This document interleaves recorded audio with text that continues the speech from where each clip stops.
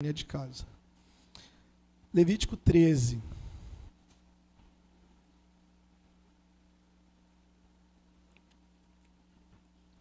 Você só vai deixar aberto, porque hoje a gente vai fazer a façanha de cobrir 2 capítulos. Então não vai dar para ler quase 80 versículos aqui. Mas nós vamos continuar do versículo 8, capítulo 13, do 9 até o final do 14. Hoje nós temos 2 capítulos para cobrir, tá? Nós estamos falando sobre pureza, o que era necessário para o culto a Deus e o que acontecia quando as pessoas estavam impuras, quando elas não podiam ir e adorar a Deus, quando elas não podiam ir e entregar os seus sacrifícios, estar com a família, o que Deus providenciava a estas pessoas. Vamos orar novamente. Pai, nós agradecemos porque nós éramos imundos, inimigos, nós estávamos cegos. Nós, conforme o hino que nós entoamos, ó, com cego eu andei e perdido vaguei longe, longe do meu Salvador. Mas da glória desceu e seu sangue verteu para salvar o pecador. Pai, que o que nós vamos ler hoje, nós possamos ver o quanto que isso é presente nos nossos dias. Ainda que nós não tratemos da enfermidade física que afastavam as pessoas do convívio, mas temos a enfermidade espiritual que afeta o coração, que nos afasta do teu povo e que pode nos afastar de ti. Mas também há a tua provisão que nós vamos ver nesse texto. Em nome de Jesus. Amém. O povo de Israel estava livre. A essa altura do texto, eles não estão vindo mais as chicotadas dos algozes egípcios. Eles já haviam atravessado o Mar Vermelho. A partir desse ponto do texto, aqui nesse ponto do texto, melhor dizendo, eles já tinham saído do Sinai, já tinham recebido os mandamentos, e Moisés, ou Deus através de Moisés, estava organizando aquela sociedade para que tudo funcionasse em torno de Deus. Para que todas as áreas da vida do israelita, eles entendessem que eles não podiam viver sem que algo pudesse tocar na vida deles com Deus. Em todos os detalhes. E nós chegamos no ponto onde Deus começa a instruir o povo a fazer o seguinte: o que a gente vai fazer com as pessoas que estão doentes no nosso meio?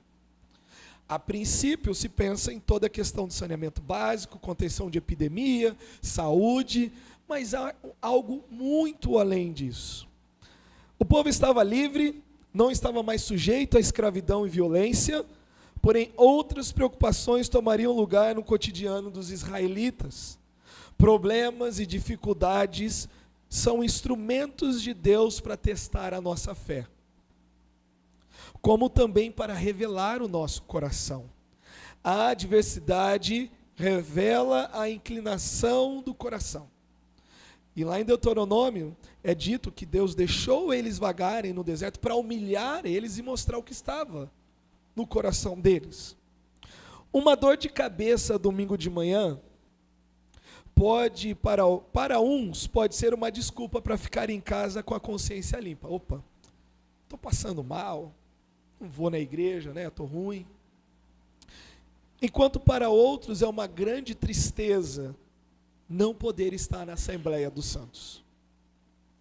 Há casos e casos, irmãos. Fato é que para o israelita, que estava sendo ensinado a ser Deus o centro daquela sociedade, impurezas que resultavam em dias ou semanas, para aquele que ama o Senhor, dias ou semanas longe de Deus e da comunidade, para aquele que ama o Senhor, é uma violência sem tamanho, não poder prestar o culto dentro dos moldes da antiga aliança. Então, se de um lado alguns poderiam se valer da dificuldade para não cumprirem as suas responsabilidades ou viverem espiritualmente, para outros aquilo seria um peso, uma tristeza muito grande. Olha o que Davi fala no Salmo 84, versículo 10. Livro dos Salmos, o Salmo de número 84, verso 10.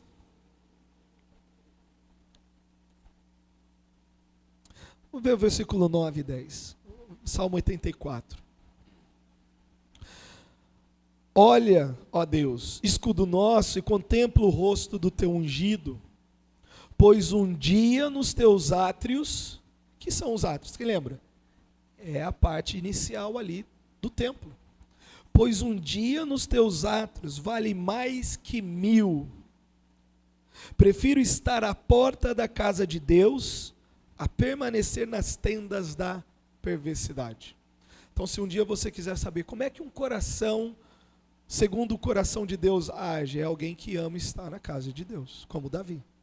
Pois um dia nos teus átrios vale mais do que 1000. Então aqui nós vamos cobrir o sermão, esses 2 capítulos em um único sermão, por 2 razões. Primeiro, são 2 capítulos bem longos e eles tratam do mesmo assunto. São 2 capítulos longos, mas tratam do mesmo assunto. Então nós temos aqui 2 pensamentos bem básicos para a gente poder meditar. Estavam cerimonialmente inaptos para se aproximarem de Deus todos os que sofriam de alguma condição crônica de pele. Lembra, impureza não se trata de uma questão moral, era uma questão cerimonial. Chamar alguém de impuro naquele momento da história não é como se tem uma conotação hoje de malícia, de vileza, de maldade, mas é a ideia de que, olha, você não está dentro das condições que Deus estabelece para estar prestando culto. Você precisa se apresentar da forma que Deus quer. E nós já vimos do versículo 1 ao 8 de Levítico 13, 4 condições de dermatológica, né, de pele que acontecia. E aqui, basicamente, é o seguinte: o capítulo 13 trata em sua totalidade das mais variadas enfermidades de pele. Pelo menos tem 7 procedimentos. Do 13, capítulo todo, até o final ali do versículo, o final no versículo 59, são 7 situações que o sacerdote agia como um agente de saúde, não como um médico. O médico trata a doença. Você trata a doença, Júnior? Você identifica lá, né? Fala, tem condições aqui precárias e tal, e pode surgir. O sacerdote fazia esse papel, mas ele não prescrevia nada na questão da cura. A cura vinha de Deus. A cura era sobrenatural. Então, do versículos 2 ao 17, nós temos 2 testes para enfermidades de pele crônicas. Vai lá, fica isolado, volta, se a pele secou, tá bem? Mas se a pele não secou e continua branca e volta, fica mais um tempo esperando, até que ele viesse totalmente puro, limpo. Dos versículos 18 a 23, há uma avaliação sobre as doenças de pele em relação a úlceras que surgissem sobre a pele. O que deveria fazer, como deveria tratar. Desculpa, irmãos. Dos versículos 24 a 28, queimaduras. Até queimadura, né? Quem nunca queimou a mão? Cadê a minha esposa esses dias aí? O que foi que você fez na cozinha lá? Pegou água quente, foi lavar a mão na água quente. Não sei o que deu pane no computador, que ela esqueceu que a água estava quente, né? E a mão ficou vermelha e passou lá um nebacetinho, eu acho, né? Mas havia cuidados para pessoas que tivessem queimaduras. Também no versículo 29 a 37, Deus tinha as instruções para quem começasse a ter uma praga na cabeça ou na barba, né? Existem aqueles folículos, né? Aquelas irritações na pele. Até nisso tinha que se atentar. Versículos 38 a 39, manchas de pele que não implicavam impureza, que não deixavam a pessoa impura, mas eram algumas manchas de pele. No versículo do 13, capítulo 13, 47 a 58, perdão, do 40 ao 44, calvície. Olha aí, ó. Olha nós aí. Mas note, o perder o cabelo era se esperado, mas o perder o cabelo por causa de alguma condição dermatológica era a questão. Então até calvície deixava, dependendo da causa da calvície, deixaria a pessoa impura para o culto. E hoje tem um monte de piada, né, com calvo, mas lembra de Eliseu. Lembra de Eliseu, sobe calvo. Mas agora vocês entendem, né, que a calvície entrando como um dos elementos para deixar alguém inapto para o culto, aquelas crianças olhando para o profeta e dizendo, olha, seu calvo, por que você não subiu? A sugestão por trás daquilo, a gente conhecendo agora vamos dizer assim, os detalhes do culto, como era prestado naquela época. Capítulo 13, do 47 ao 58, o diagnóstico e o tratamento para pragas de pele que afetavam a vestimenta. Algumas condições que acabavam pegando na vestimenta, grudavam na roupa, purulentas. Então, dentro do capítulo 13, nós temos essas condições. Nós não vamos passar detalhadamente explicando cada caso. Nós entendemos que são casos de pele e que nem todas elas, ou elas em todo sua descrição, eram tratados como lepra, mas não a lepra que conhecemos. É um termo que guarda uma variedade de doenças de pele. No capítulo 14, agora, quando você vai para o capítulo 14, nós temos os rituais. O capítulo 13 é o seguinte, a pessoa está doente, ela está isolada, o que faz? Beleza. O capítulo 14 é o seguinte, ela está boa, não tem mais sinal da doença, ela está restaurada. Quais são os passos, quais são os sacrifícios para essa pessoa poder voltar para casa, participar do culto e viver em sociedade novamente?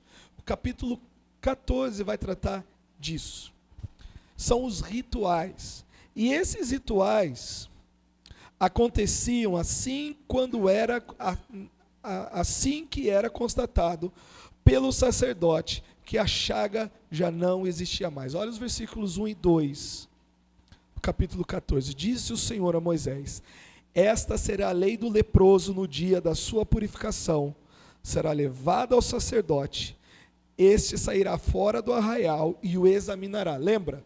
Todos com doença de pele que estavam imundos não moravam nas suas casas. Não andavam na rua ali do acampamento. Eles ficavam fora do arraial. Eles ficavam isolados. O sacerdote saía ao seu encontro e o examinava. Se a praga de lepra do leproso está curada, então o sacerdote ordenará que se tomem para aquele que, se houver de purificar 2 aves vivas, limpas, pau de cedro, estofo carmesim e sopo. Os procedimentos descritos nesse capítulo não são curativos. Carmesim, o isopo, o pau de cedro não é uma mistura.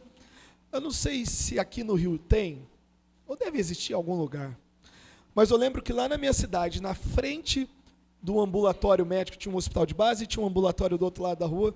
E eu lembro assim, talvez da idade da Liz, eu passando na rua e tinha um senhor na esquina com um monte de vidro, com um monte de coisa dentro, e ali ele dizia que curava várias coisas. Não sei se aqui no Rio, se vocês lembram de algum lugar assim, alguém, olha, você mistura esse pozinho aqui, com essa casca aqui, com esse óleo aqui, e aí você passa, ou o pessoal que antigamente benzia, não sei se aqui no Rio tem isso, mas no interior, eu lembro que eu tive erisipela na canela. Minha mãe levou na benzendeira lá, e eu lembro dela passando sal, amarrando uma folha e minha perna enrolada com uma faixa lá. Não vou dizer que foi isso, mas eu sei que eu não tenho mais. Enfim, nós sabemos que há plantas com questões medicinais, mas o que é prescrito aqui não é para cura. Não é para cura. Os sacerdotes não faziam nada para curar a pessoa doente. Seu dever era diagnosticar quando um homem estava impuro e quando estava limpo novamente. e garantir que os rituais corretos fossem realizados quando a doença desaparecesse e o homem fosse readmitido na comunidade. Então lembre-se disso, ele está isolado de todo mundo. Ninguém saía, eu vou lá visitar, a gente faz visitas, capelania hospitalar, não existia. Ninguém ia visitar os doentes nesse estado. E para usar uma analogia moderna, o sacerdote no antigo Israel era mais como um agente de saúde público do que um médico. Ele determinava se uma pessoa estava infectada, mas não tentava curá-la. Nesse aspecto, Israel era diferente dos seus vizinhos, que recorriam a exorcismo, a ritos místicos na tentativa de curar doenças. Vocês lembram o general assírio Naamã? E a menininha Rode? Lá na minha terra tem um profeta, que se ele encontrar o profeta, certamente vai ser curado. Naamã já tinha tentado tudo no meio lá da onde ele estava. Em Israel, o homem tinha de buscar Deus diretamente em oração e não confiar nos remédios duvidosos daquela medicina popular. Então o primeiro pensamento é esse: estavam inaptos para o culto todos que sofriam de alguma condição de pele, que os afastavam da comunidade. Nós vimos aqui 7 casos, doenças das mais variadas condições, e no capítulo 14 tinha-se o quê? O que é necessário para readmitir essa pessoa para o convívio. E aqui é onde nós vamos poder tratar mais o texto, no segundo pensamento. Tão logo se viam livres da enfermidade, poderiam todos se aproximar de Deus mediante os sacrifícios apontados por Deus. Ou seja, a ferida sumiu, a mancha não está mais aqui, eu posso voltar para casa, eu posso ir ao culto, eu posso estar com a minha família, eu posso retomar a normalidade da minha vida, então eu vou voltar. Bom, não é bem assim. Algumas coisas tinham que acontecer. Então, logo se evidenciasse a cura do enfermo, esse poderia ser admitido novamente à comunidade de Israel. Fora da comunidade já se iniciava o rito de restauração ou readmissão. O que isso significa? A pessoa estava lá fora do acampamento, quando ela constatava que estava já sem problema nenhum, o sacerdote era acionado. Ele encontrava aquela pessoa fora do arraial, a examinava e dizia: bom, você está limpa, mas precisa se fazer determinadas coisas. E aqui no capítulo 14 nós lemos o seguinte, do 2 ao 9.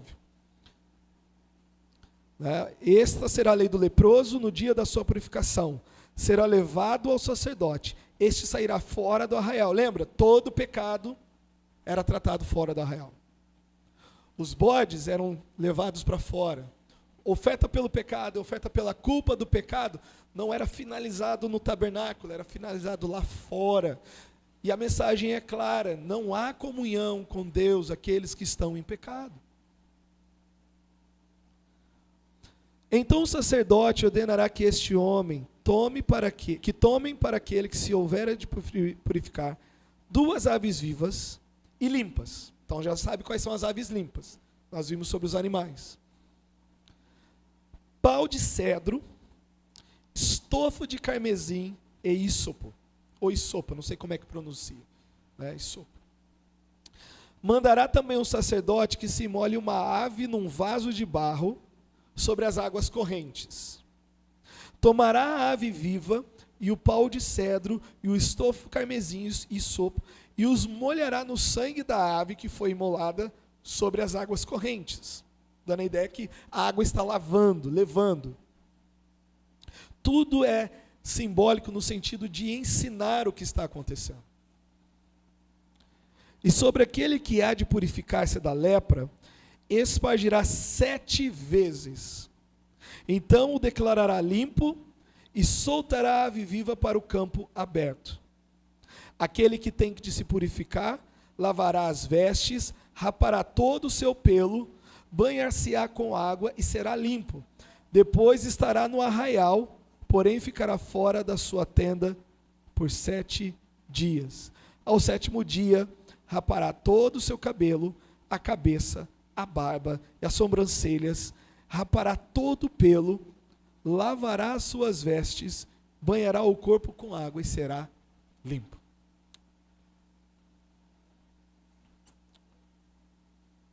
Duas aves limpas, pau de cedro. Cedro é usado tanto no revestimento ali do tabernáculo. Estofo de carmesim.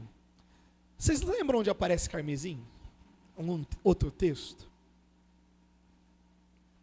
É um muito citado para evangelismo. Ainda que os vossos pecados sejam como escarlate e vermelhos como carmesim, se tornarão alvos como a neve. O que era o carmesim? Havia uma determinada larva que nos carvalhos ela ficava presa e ela morria brotando os ovinhos dentro das lascas da árvore. Eles pegavam essa larva e amassavam da onde vinha a cor carmesim e tingia qualquer coisa. Então era um trabalho muito custoso fazer essa cor, produzir essa cor. Então o inseto morria ali, a larva, extraía-se aquela coloração, né, e aquilo usado para tingir. O isopo era uma planta que quando as folhas delas juntavam, formava uma brocha. Sabe na construção, tem aquela brocha que você molha e joga na parede, para preparar para o embolsamento. Aquilo serve para, vou dizer, batizar, né? E a ideia aqui é que essas folhas, junto com o carmesim, molhava e jogava na pessoa. Uma ave era morta num vaso com águas correntes, e o sangue dessa ave era aspergido 7 vezes sobre aquele que ficou limpo por meio do isopo. Lembra Davi no Salmo 51? Purifica-me com isopo e ficarei limpo. Davi, quando ele entende que pecou contra Deus, fazendo o que ele fez contra Urias, contra Batseba, é como se ele estivesse admitindo: eu sou imundo como um leproso, eu sou imundo como um doente. Senhor, o meu pecado é como isso, eu estou inapto purifica-me. Eu estou fora do arraial, estou distante do Senhor, purifica-me com isopo. E a ave viva era lançada ao céu aberto. O que foi considerado puro novamente, tinha que lavar as suas vestes, rapar todo o seu pelo, tomar um banho, daí então poderia entrar novamente no arraial. Então isso acontecia fora do arraial. Tem um comentarista chamado Demarest, ele pinta da seguinte forma, abre aspas: imagine como deve ter sido a sensação de ver aquela lesão crescendo em sua pele e sentir o pavor e impotência com a persistência dos sintomas. Você está lá na sua casa e um belo dia você acorda e vê a mancha. A pessoa já começa a se preocupar. Sinta o desespero total quando sentia um desespero total quando o sacerdote diagnosticava a doença como impura. Você se despede e deve presumir que pela última vez você vai ver a sua família, amigos e entes queridos, porque ele tinha que ir embora. Você acorda, vê aquilo, o sacerdote vem e fala: ó, você tem que ir embora. Você chega para os seus filhos e fala: tchau, papai tem que ir. Para sua esposa: olha, eu tenho que ir. Para seus vizinhos, todo mundo te vê saindo da porta do arraial e morar num lugar ermo, longe de todos eles. A partir de agora, você deve viver fora do acampamento, isolado de todos, exceto de outros leprosos, afastado de todos os aspectos normais da vida diária e tornando-se literalmente abandonado por Deus. Acho que agora dá para a gente poder entender melhor a seriedade desse texto. A partir de agora, você acordará todas as manhãs sem motivo para se levantar, sem nada para fazer, sem ser útil e sem receber a atenção de ninguém. E então, além das suas mais remotas esperanças e sonhos, a cura chega.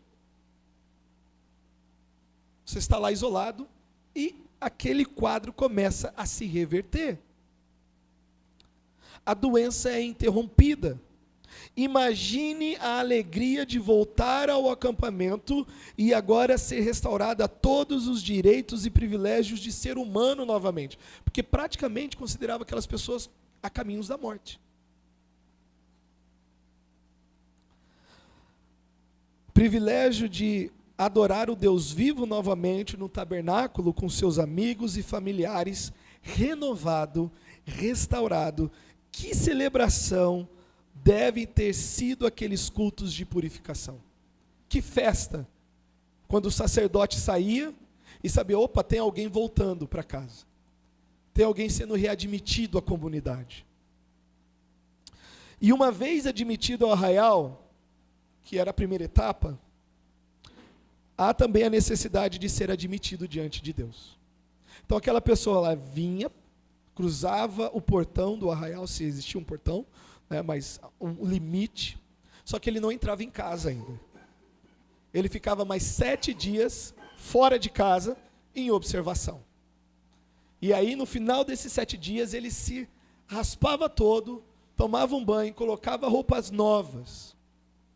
E daí, então, ele podia entrar em casa. Ao 8º dia, era hora de ser admitido ao culto, à presença de Deus. Uma coisa é voltar para casa, outra coisa é voltar para Deus. E aqui, irmãos, há um simbolismo, né? Ou nós podemos dizer uma aplicação, um antetipo do tipo do que Cristo realiza no Novo Testamento, tremendo. No capítulo 14, do 10 ao 32, 3 ofertas essa pessoa tinha que oferecer. Oferta de manjares, oferta pela culpa do pecado e oferta de holocausto. O bom é que nessa altura do texto, todo mundo já sabe o que significa isso. A oferta de manjares era aquelas feitas com bolo, flor de farinha, né? Com os produtos da terra. A oferta pelo pecado, pela culpa do pecado, era aquela que a pessoa oferecia sabendo que havia transgredido contra Deus. E a oferta de holocausto é aquela que simbolizava uma total dedicação. Senhor, eu me entrego por tudo, de todo para o Senhor. Nada ficava para o sacerdote, nada ficava para o adorador. Deus consumia tudo. Aquele que foi admitido teria que, com o sangue da oferta pelo pecado, ter molhado a sua orelha direita, o polegar da mão direita e o polegar do pé direito. Olha o versículo 14. Vamos ver o versículo 13. Então imolará o cordeiro no lugar que se imola a oferta pelo pecado e o holocausto, no lugar santo, porque quer a oferta pelo pecado, como a oferta pela culpa do pecado, como oferta pelo pecado, para o sacerdote é coisa santíssima. O sacerdote tomará o sangue da oferta pela culpa e o porá à ponta da olheira direita daquele que tem de purificar-se, polegar da mão direita e polegar do seu pé direito. Vocês lembram disso? Que os sacerdotes, no dia da sua consagração, Moisés fez isso com eles. Olha, vocês estão consagrando e purificando seus ouvidos, suas mãos, suas obras e os seus caminhos para Deus. Vocês estavam longe, vocês estão se aproximando e o sangue está aproximando vocês de Deus. E aqui uma outra visão bem maravilhosa. Além do sangue, o azeite seria derramado na mão esquerda do sacerdote. E o sacerdote, com o dedo da mão direita, aspergiria 7 vezes o azeite ao Senhor, e aspergiria também sobre aquele que foi readmitido com o azeite, fazendo o mesmo ritual. Com o azeite tocaria a orelha direita, mão direita e o pé direito. E depois derramaria todo o óleo sobre a cabeça dessas pessoas que foram admitidas. Versículo 15 diante. Também tomará do cestário de azeite e o derramará na palma da própria mão esquerda. Molhará o dedo direito no azeite que está na mão esquerda, e daquele azeite aspergirá com o dedo 7 vezes perante o Senhor. O restante do azeite que está na mão, o sacerdote porá sobre a ponta da orelha direita daquele que tem de purificar-se, sobre o polegar da mão direita, sobre o polegar do pé direito, em cima do sangue da oferta pela culpa do pecado. O restante do azeite que está na mão do sacerdote poloá sobre a cabeça daquele que tem de purificar-se. Assim o sacerdote fará expiação por ele ao Senhor. Os irmãos entendem entre linhas o que está acontecendo aqui. Que o Espírito Santo, na hora das aplicações, nós sabemos que o sangue, dentro da nova aliança, é o sacrifício de Cristo, e que o óleo é o símbolo do Espírito Santo. Mas eu vou guardar essa aplicação para o final. E do versículo 33 ao 57, até a casa tinha que ser purificada. Tudo. Para aqueles que estão afastados de Deus, todo o seu convívio tem que ser puro, na sua volta.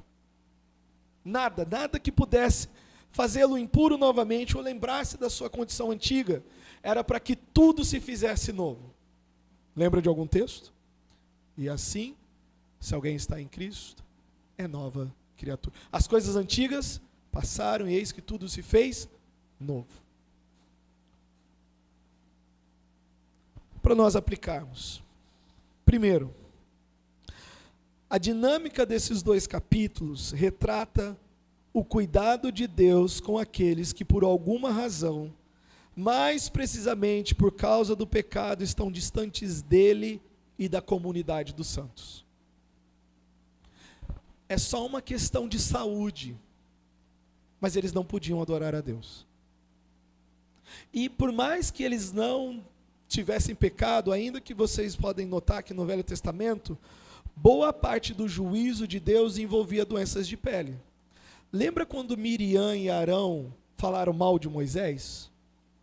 Arão não foi acometido porque sobre ele estava o óleo da unção. Ele foi abençoado por Deus. Mas Miriam não. Lembra o que aconteceu com o servo Geazi? Não, o meu senhor pediu para pegar um pouquinho, quando ele voltou, a lepra não vai se afastar de ti nem da sua família. Então, um dos reis também foi acometido de lepra quando fez o que não deveria fazer. Estava sempre associado com o juízo de Deus. Mas de qualquer forma, a única coisa que afasta alguém de Deus e da comunidade dos santos é pecado. Mas Deus tem uma provisão. E a coisa bela desse texto é, o que o leproso poderia fazer para mudar a sua condição? Nada. Somente Deus. Somente clamar a Deus. E arrependimento, irmãos, é algo que é incitado e é ordenado que nós busquemos, mas por outro lado nós sabemos que Deus é Ele que move o nosso coração a isso. E não há como a gente querer ficar aqui tentando justificar a falta de arrependimento com falta do querer de Deus. Não, Deus vai falar, é dureza do coração. Mas algumas doenças podem nos impedir de estarmos na reunião dos santos e até em casa com os nossos queridos. Mas na nova aliança, podemos estar diante de Deus em qualquer lugar.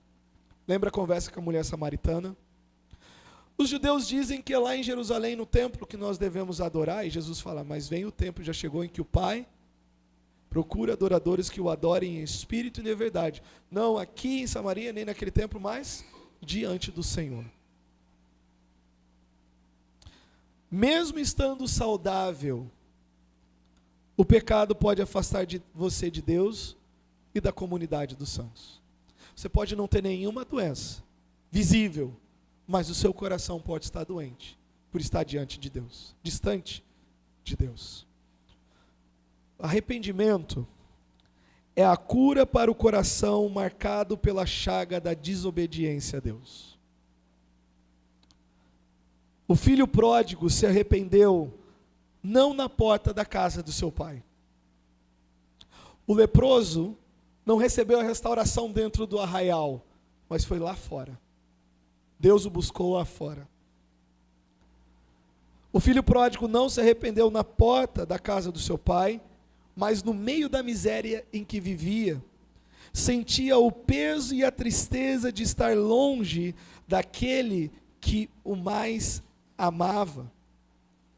Nós lemos na liturgia, né? Ele disse: olha, os servos do meu pai comem melhor do que eu. Vou dizer: pai, pequei contra os céus e pequei contra ti. Receba-me como um dos teus servos. E foi assim que o pai recebeu? Não. Ele o recebeu como filho dele, alegre. Trocou as vestes dele, deu um banho nele, colocou um anel no seu dedo, preparou uma grande festa, e é dito o seguinte: meu filho estava morto, mas reviveu. Cristo é o sacrifício para todo aquele que precisa se arrepender. Lembra o sangue? Para todo aquele que precisa se arrepender e voltar a Deus. O sangue dele nos purifica de todo pecado. Se confessarmos os nossos pecados, ele é fiel e justo para nos perdoar os pecados e nos purificar de toda injustiça. E pelo sangue dele somos purificados novamente para servir e adorarmos a Deus. Ele vem, é como se ele falasse: a sua orelha agora, você só tem ouvidos para mim. As suas mãos estão para o meu serviço, os seus caminhos são meus agora. Ó pecador, recebestes o Espírito Santo, foste batizado e revestido dele, o sangue purifica, mas o Espírito capacita a viver para Deus. Tito 3,5: não por obras de justiça praticadas por nós, mas segundo a sua misericórdia ele nos salvou. Quem lembra do resto do versículo? Mediante o lavar regenerador e renovador do Espírito Santo. Eu vou terminar lendo Lucas novamente. Capítulo 15. A imagem do que estava doente, voltando ao convívio da sociedade de Israel e do culto, nada mais é o pecador que foi para longe de Deus e voltou. O sacerdote vai ao encontro, Cristo, sumo sacerdote, é que vai ao encontro. É Ele quem providencia os elementos para que ofereçamos sacrifícios a Deus. E aqui em Lucas 15, não carece de explicação, é a aplicação final. 15, 18, o versículo 17 ao 24 diz assim: então caindo em si, isso é o arrependimento. Então caindo em si disse: quantos trabalhadores de meu pai têm pão com fartura, e eu aqui morto de fome? Levantar-me-ei, e irei ter com meu pai, e lhe direi: pai, pequei contra o céu e diante de ti. Já não sou digno de ser chamado teu filho, trata-me como um dos teus trabalhadores. Louvado seja Deus, porque Ele não faz isso com a gente. Ele nos trata como filhos. E levantando-se foi para o seu pai. Vinha ele ainda longe, quando seu pai o avistou. Por mais que seja uma parábola, o que dá a entender é que o pai todo dia ia ao caminho ver se o filho estava voltando. Não chegou uma carta, o pai todo fala: se o meu filho voltar, eu estou pronto para recebê-lo. Eu preciso estar pronto para receber o meu filho. E levantando-se foi para o seu pai. Vinha ele ainda longe, quando seu pai o avistou e compadecido dele, correndo o abraçou e o beijou. E o filho disse: pai, pequei contra o céu e diante de ti, não sou digno de ser chamado teu filho. O pai, porém, disse aos seus servos: trazei depressa a melhor roupa, vestiu-o, ponde-lhe um anel no dedo e sandália nos pés. Trazei também e matai um novilho cevado, comamos e regozijemo-nos, porque este meu filho estava morto e reviveu, estava perdido e foi achado, e começaram a se regozijar. Oremos. Obrigado, Senhor, porque e muitas vezes nós somos como estes que estão fora do arraial. O pecado nos afasta de Ti, nos afasta da Tua vontade, nos afasta da comunidade dos santos, nos afasta do culto ao Senhor, mas o Senhor é como esse Pai, que em certo ponto espera pacientemente pelo retorno do Filho, mas o Senhor é o Deus que cura a ferida, o Senhor é que cura o coração, o Senhor é que cura a vontade, o Senhor é aquele que traz para si todas as suas ovelhas. Nenhum se perderá daqueles que o Pai me deu. Ainda que andem desgarradas, desde o Velho Testamento o Senhor sempre prometeu: as minhas ovelhas eu as arrebanharei novamente. Ninguém ficará longe de ti. Por mais que lutem, o Senhor muda o coração. E nós nos alegramos, porque o Senhor é um Deus bondoso, gracioso, paciente, longânimo, assaz benigno, e que tem prazer em que nós nos arrependamos e voltemos para Ti. Por isso, Senhor, preserve o nosso coração. Bendito seja o Senhor pela suficiência do sangue de Jesus, pelo poder do Teu Espírito que nos consola, mas também nos capacita a vivermos adequadamente para o Senhor. Em nome de Jesus. Amém. Deus abençoe. E os irmãos estão convidados para uma festinha lá atrás. Eu fiz um caldinho para essa noite. Vamos ter um tempo de comunhão juntos lá.